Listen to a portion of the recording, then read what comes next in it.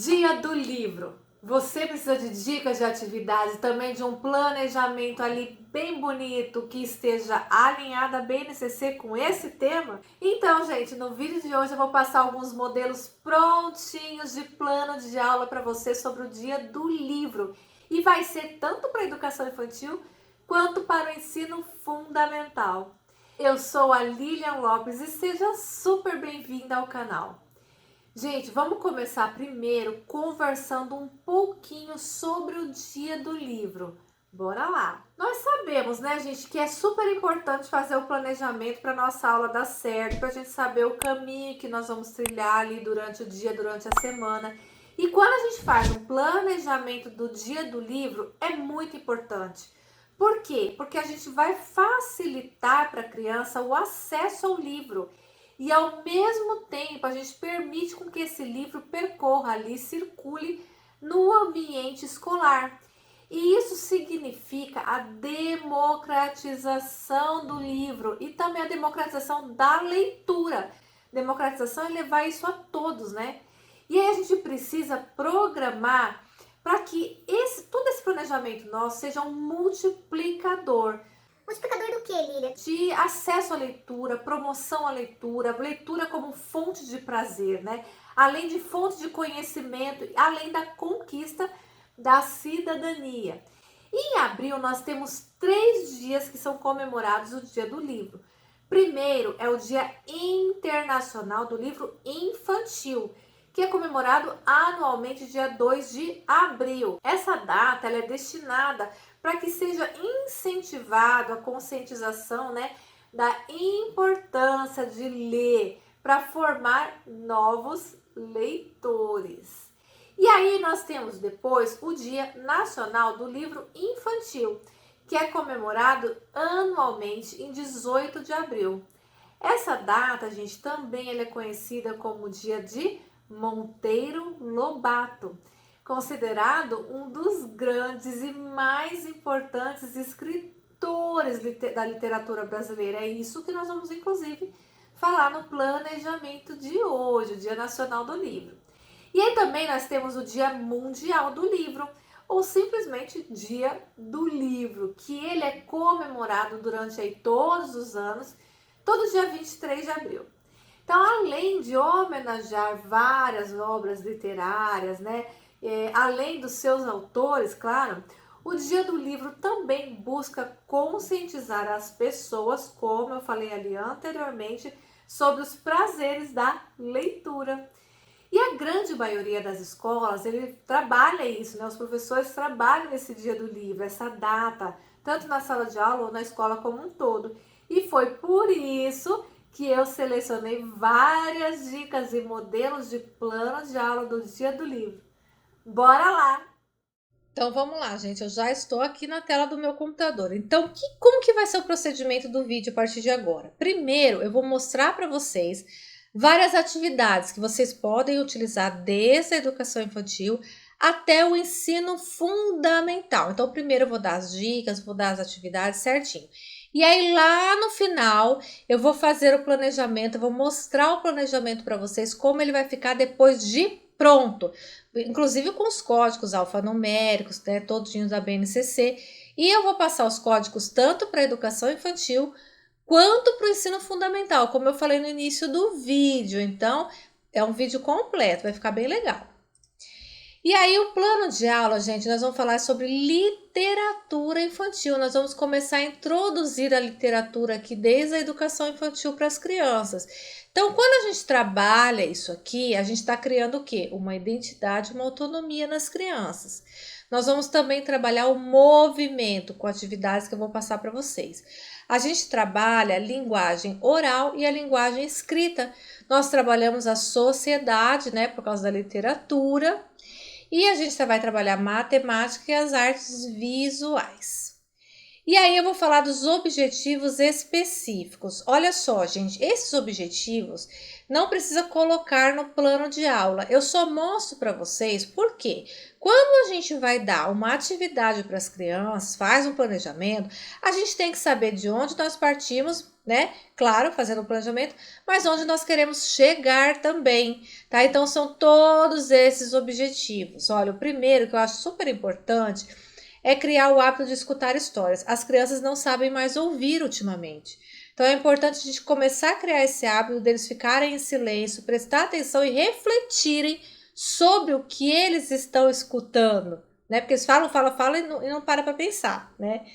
Além de todos esses, a gente vai favorecer o prazer de grupo, nós vamos explorar movimentos corporais de dança e brincadeira, conhecimentos diferentes, né, através das datas comemorativas e assim por diante. Eu não vou ler todo para não ficar muito comprido, mas a gente precisa ter em mente que nós queremos que o nosso aluno aprenda tudo isso aqui, que ele atinja esse tipo, né, de competência, vamos dizer assim, para poder melhorar enquanto é um sujeito, né, para se tornar integral, ali a formação integral do aluno. Agora eu vou falar para vocês um pouquinho da história do Monteiro Lobato. Monteiro Lobato foi verdadeiramente um dos grandes homens da história, não é verdade, gente? Da história desse país aqui. Ele foi um grande escritor e foi celebrado durante gerações e muitas gerações de crianças e adultos também, né? Por causa do seu espetacular trabalho mesmo, principalmente do sítio do Pica-Pau Amarelo. Quem não conhece, né? E ele foi um grande empreendedor, sabia? Além disso, através de todas as suas produções aí, realizações que ele fez ao longo da vida, ele queria, porque queria fazer de tudo que era jeito com que o Brasil pudesse crescer, desenvolver-se, ocupar o seu lugar de destaque no mundo. Ele nasceu no interior de São Paulo, mais especificamente em Taubaté. Quem já ouviu falar em Taubaté, né? O escritor, ele fez tudo, gente, um pouco de tudo na sua vida. E o que mais permanece na memória coletiva nacional é o quê? É a sua forte ligação com as crianças, né? E também a proximidade, todo o carinho que ele conseguiu, né, com o apoio dos personagens dele, por exemplo, a Narizinho, a Emília, né, o Visconde de Sabugosa, do Pedrinho e do restante aí dos personagens que ele foi fazendo, principalmente lá do sítio, né? E nas suas obras dedicadas principalmente às crianças, Monteiro Lobato ele conseguiu verdadeiras façanhas. Por exemplo, ele contava a história do mundo, tornando a gente muito divertida, muito atraente para os pequenininhos, né? Ou ainda, ele falou bastante de temas adultos e sérios, mas ele falou de uma forma descontraída. Gente, a problemática é o que? A gente precisa fazer com que os nossos alunos gostem de histórias, sabe? Eles têm que gostar das histórias. E é por isso, a gente sabe que eles gostam, na verdade. Também gostam de brincadeiras, de desenhos, de várias coisas. Mas hoje eu vou mostrar especificamente 3 coisas que eu sei que eles gostam. Que são histórias, desenhos e teatro. Então, por isso que nós vamos falar sobre essas 3 coisas no vídeo de hoje. E aí nós vamos falar do desenho do sítio do Pica-Pau Amarelo, que é super conhecido e ele é um recurso que nós podemos usar para estimular ainda mais o gosto das crianças, né? Porque as suas histórias, elas afloram ainda mais a criatividade das crianças. Monteiro Lobato tem muitas histórias, coisas diferentes. Então, isso aí ajuda muito para eles.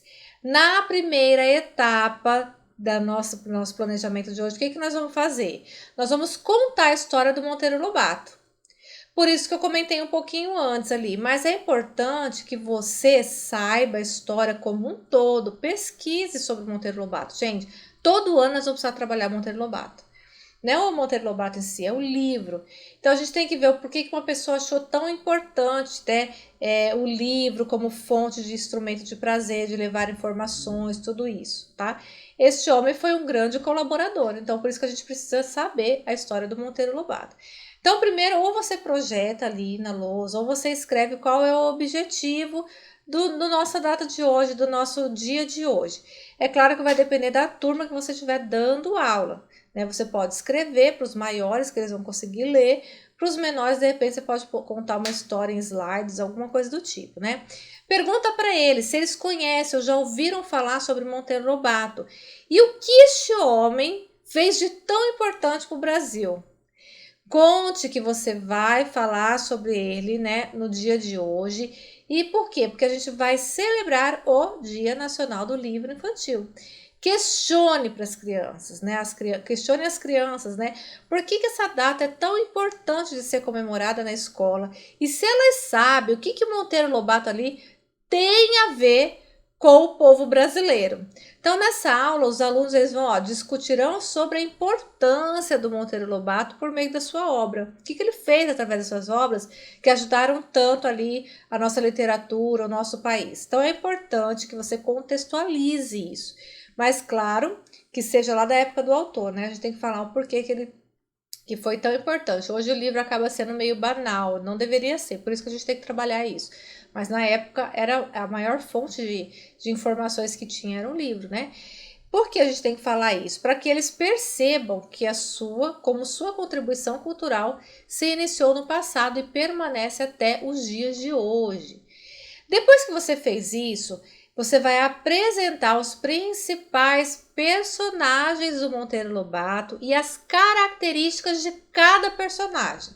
Você vai falar da Emília, as características principais, de repente, por que foi criada essa boneca, né? Você vai falar de todos os personagens de Monteiro Lobato, as características, e você vai apresentar para as crianças músicas mais famosas aí do Monteiro Lobato, do Sítio do Pica-Pau Amarelo. Por isso que eu acho bacana, de repente, vocês fazerem, não slides, mas pegar do YouTube mesmo algumas músicas dele e passar para as crianças ali, e mostrando as imagens para as crianças através, né, do PowerPoint. E eu vou deixar um link aqui na descrição desse vídeo falando dos principais personagens e vou deixar algumas músicas também para ajudar você aí já a não perder muito tempo procurando. A terceira etapa, gente, nós vamos confeccionar um livro gigante coletivamente. Então, nós já falamos que é Monteiro Lobato, por que na época dele era super importante o livro e ainda continua sendo até hoje. Então, tudo depois que a gente veio falando sobre toda essa importância do livro, a importância que faz na história de um país, nós vamos confeccionar um livro. Só que não é um livro qualquer, é um livro enorme, gigante. Olha só, eu coloquei 3 exemplos que eu retirei da internet, tá? Primeiro, caixas de papelão e sulfite. Então, esse aqui, ele abre, tá vendo? Ele vai abrindo, ele não vira como uma página de um livro, mas ele fecha como um livro. Então, ela fez com papelão isso aqui, pintou e depois colocou as folhas de sulfite impressa. E aí, às vezes ela colocou, ó, palito, tá vendo? De sorvete para fazer a casa, ó, fez o sítio, tem tudo isso. Aí nós temos esse outro livro aqui, esse é de abrir e fechar como um livro convencional. Ele foi feito de feltro, mas pode ser feito de EVA também. Então você vai colocando, na verdade são os dois, né? Porque ó, ele faz o feltro aqui e as letrinhas todas são em EVA. E aí por dentro você vai colar alguma história, fazer a história, né? Essa história que vocês vão produzir de forma coletiva aqui dentro. Então você vai digitar a história e vai colar aí, ou então escrever de próprio punho, né? Com as crianças. O terceiro que eu achei muito bacana, olha esse tamanho desse livro. Eu coloquei para vocês verem a proporção da professora, né? Com o livro, ó, bate na cintura dela. Gente, é maravilhoso. Isso aqui você pode fazer durante uma semana com essas crianças. Toda essa produção do livro. Então, apesar de eu estar falando em etapa, mas é só para vocês verem a sequência didática do que eu estou passando. Mas vocês podem produzir para a semana inteira esse tipo de planejamento, né? Porque um dia não vai dar para você fazer, né? Contar a história, fazer o livro, não. Esse livro você vai produzir aí ao longo do tempo.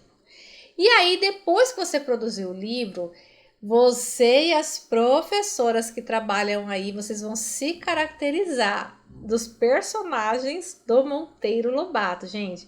Principalmente da Dona Benta e da tia Anastácia.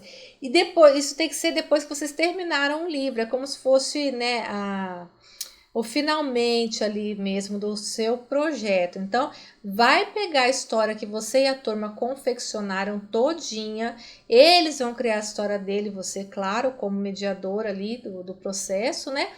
E aí vocês vão sentar, você e a outra prof, e vão contar a história, fazendo toda a personificação ali, né? Colocar o personagem para as turmas. E aí, no final, você tem que combinar com a moça, da cozinheira, claro, ou trazer de casa, mas eu acho que trazer de casa fica meio ruim porque fica frio. Mas aí é questão de combinar aí com a escola.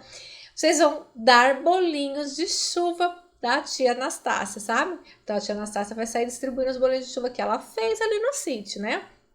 As crianças, se vocês acharem conveniente, elas podem estar vestidas de Emília, as meninas, por exemplo, e os meninos de Visconde de Sabugosa, ou qualquer personagem que vocês acharem interessante, o Pedrinho e tal, né?